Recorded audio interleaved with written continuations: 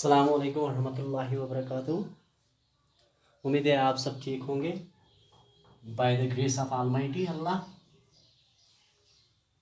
It is actually our first lecture as far as 12th class is concerned. They can search my lectures over a YouTube channel, that is Wani Fayaz. I will let you know through the WhatsApp group also. Now, without losing any time, let me discuss the most important topic, that is a replication. Replication. What do you mean by replication? As you all know, replication वो process है जिसमें it is actually a biochemical process. ये एक biochemical process है, biochemical process which involves the synthesis of DNA from DNA. Replication एक biochemical process है जिसमें DNA से DNA बन जाता है. It is a biochemical process. Replication is a biochemical process that involves the synthesis of, which involves synthesis of DNA from DNA.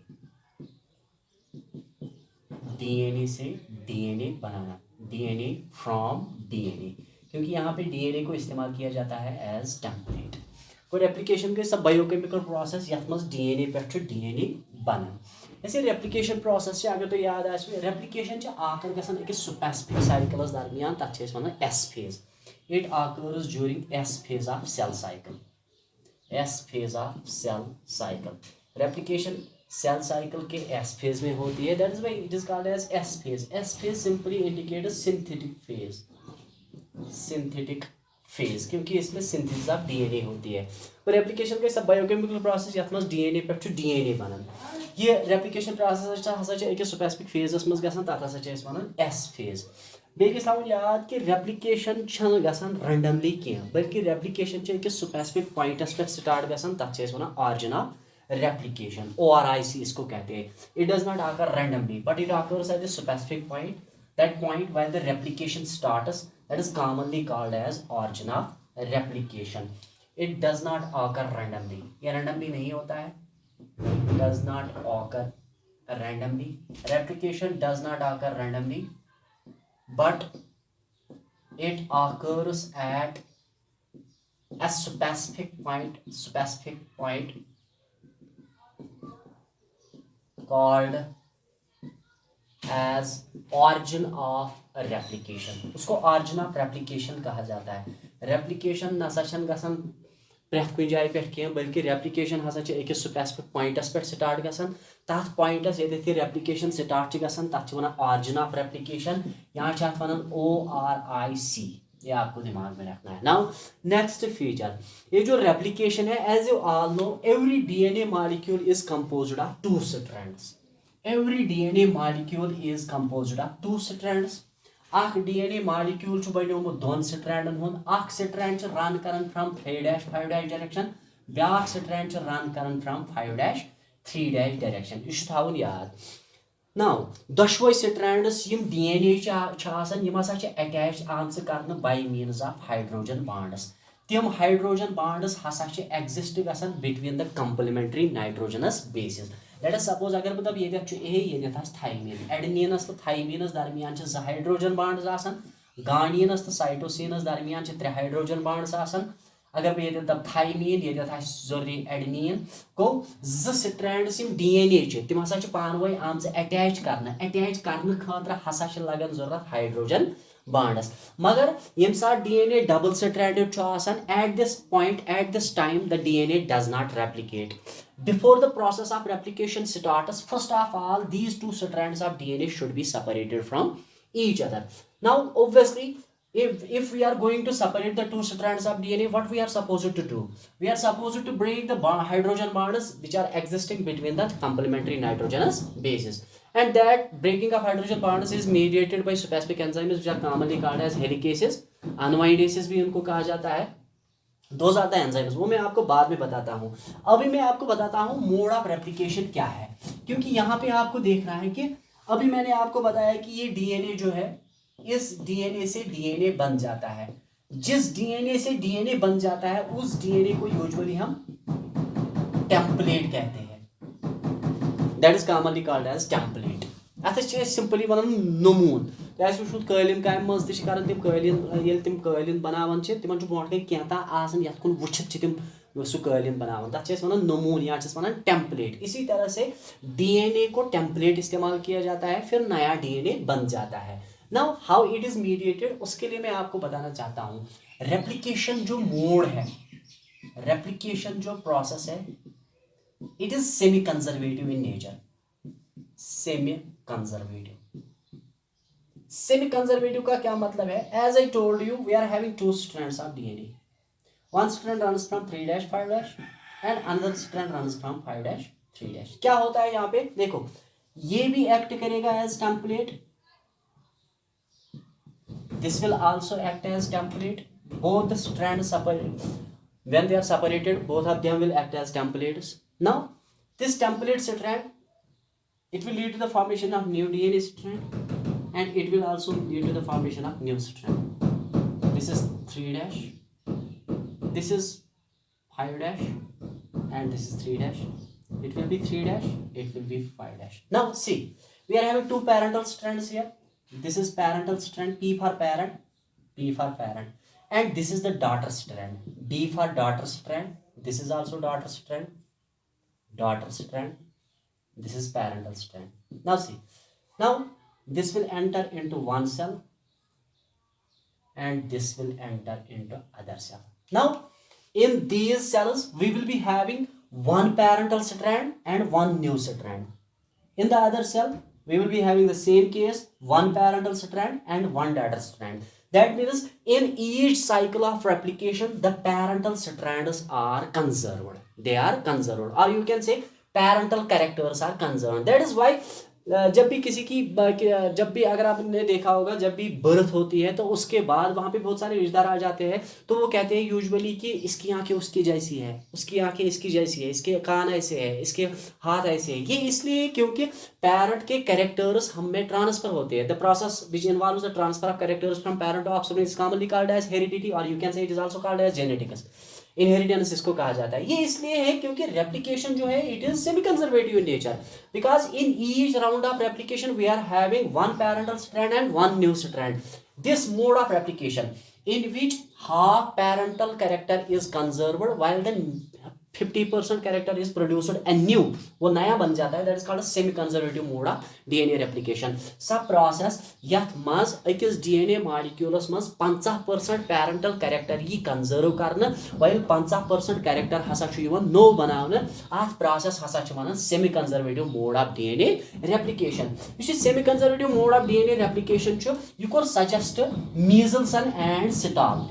It was suggested by Michelson and Stahl. इन्होंने क्या किया?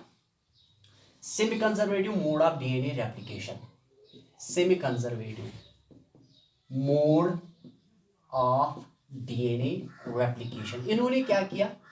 एक experiment है, the evidence for semi conservative mode of DNA replication. तिकेज गोल्ड तो इसमें continuous, पता है इसमें semi conservative continuous, conserved continuous, conserved discontinuous, semi conservative discontinuous. लेकिन लेटर ऑन दो साइंटिस्ट्स आए, एक का नाम था मीजल्सन and the other one was Stahl. According to them, इन्होंने क्या किया? इन्होंने E. coli, इन्होंने एक E. coli को लिया, एस्चेरिचिया कोलाई बैक्टीरिया है, तो इन्होंने क्या किया? इन्होंने इसको फीड किया. As you all know DNA molecule जो है, DNA मॉलिक्यूल में there is high concentration of nitrogen, but this nitrogen which is present in normal DNA it occurs in an ordinary form. Ordinary form I mean to say N14 होता है. You must be familiar about isotopes. Now इन्होंने क्या किया? इन्होंने media बनाया, culture media. इस culture media में इन्होंने डाला heavy isotope of nitrogen, that is obviously N15. तो फिर क्या किया? ई कोलाई को इस पे फेड किया. They grew the E coli in a media which was supplied with N15 heavy isotope of nitrogen. उसके बाद क्या किया इन्होंने? जब इन्होंने ई कोलाई को इसमें डाला, this process is commonly called as inoculation. The process which involves the transfer of E. coli to culture media is commonly called as inoculation, and now this is called as inoculum, क्योंकि इनमें होता है, इसमें growth media भी है और इसमें E. coli भी है. जब इन्होंने इस E. coli को इस कल्चर मीडिया में डाला, जिस कल्चर मीडिया में N15 था, तो उसके बाद आफ्टर सम टाइम इन्होंने देखा कि all the E. coli were having heavy DNA, इनके पास हैवी डीएनए था, मतलब अमिस इकोलस मज यस ते डीएनए मॉलिक्यूल ओस ता डीएनए मॉलिक्यूलस मज गो एडजस्ट N15, वो इट वाज हैविंग N15। ये आपको दिमाग में रखना है। पहले इन्होंने इकोलाई दिया, इकोलाई को कल्चर मीडिया पे डाला, उस कल्चर मीडिया में इन्होंने क्या डाला, heavy isotope of nitrogen, normally DNS मज आसान N14, मगर ये मीडियास मज त्रो मीडियास मज त्रो यमो योड़ इस सप्लाई N15, उसके बाद इसको ग्रो करने दिया।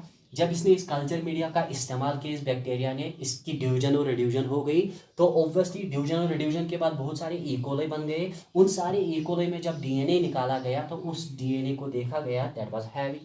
हैवी का मतलब है तमिस मज सोरे N15 गोमुत ऑर्गेनाइज इनकॉर्पोरेट। उसके बाद क्या किया ना, दूसरे सेक्शन में इन्होंने क्या किया, दूसरे सेक्शन में इन्होंने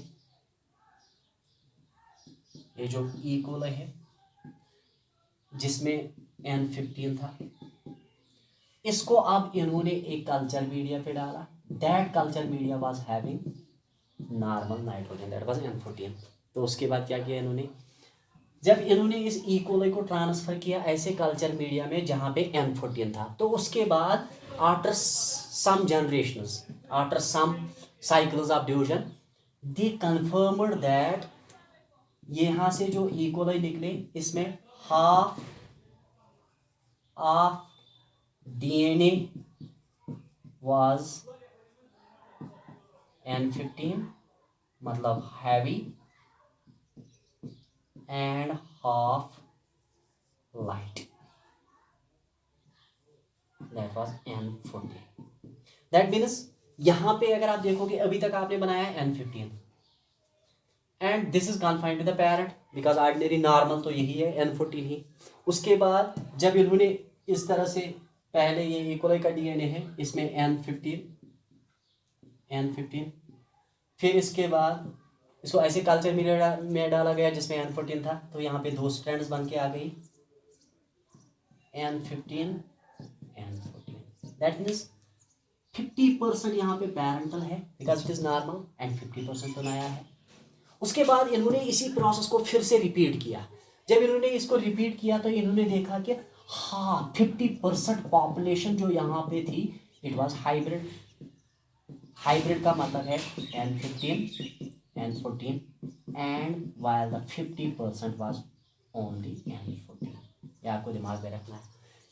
Thus, it confirmed that there is semi-conservative mode of DNA replication because only 50% parental character is conserved among the daughter cells, while the 50% character is produced anew, de novo synthesis. There is new synthesis. E. coli onimo godnet imo kori grow akis culture media asmos tatmos to imo N15 heavy isotopic nitrogen. पत अगर काम पत ये तम media को इस्तेमाल E. coli इनको divide पान पान पता आव मज DNA आइसोलेट करना तथ मज आव सरसी मज वुचने N15। तम पत आव यह बे करना अत कल्चर मीडिया मज ग्रो यथ मज N14 आव त्रावना। ये आइसोलेट आव DNA करना अत मज द्राय अजि स्ट्रैंड अड़न स्ट्रैंडन मज N15 तो अजन मज N14। Go that means 50% heavy 50% light.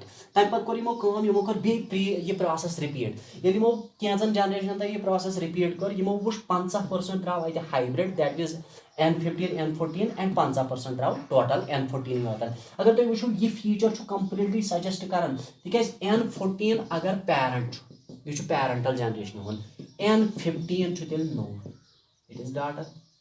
ये आपको दिमाग में रखना है। अगर एक कंजर्वेटिव मोड यहाँ टोटल N15 वातन नत टोटल N14 वातन, मगर यहाँ पे ये N15 आधा है और N14 आधा है। इसीलिए मैंने आपको बताया था अभी, अगर आप देखोगे कलर की वजह से आप इसको पहचान सकते हो। यहाँ पे हमारे पास दो स्ट्रैंड्स है, this is one strand and this is another strand, this is 3-5- and this is 5-3। यहाँ पे अगर आप देखोगे यह बनन पानी स्ट्रैंड योड़ यह बनन पानी स्ट्रैंड, यह पे ट्रांसफर गसन अकिस डॉटर सेल मज, यह पे ट्रांसफर गसन बेकिस डॉटर सेल मज। चूंकि यह ब्लैक कलर यह पैरेंट यह पैरेंट गो दोयो स्ट्रैंडों मज स्ट्रैंड तेल इक्वल टू 50% गो यह पैरेंट, मगर ये रेड स्ट्रैंड की नव स्ट्रैंड बने यह 50%। वो तमें मतलब गो 50% पैरेंटल कैरेक्टर मगर 50% नो कैरेक्टर। अत वो सिंपली हाइब्रिड क्योंकि इसमें 50% वो है और 50% ये है।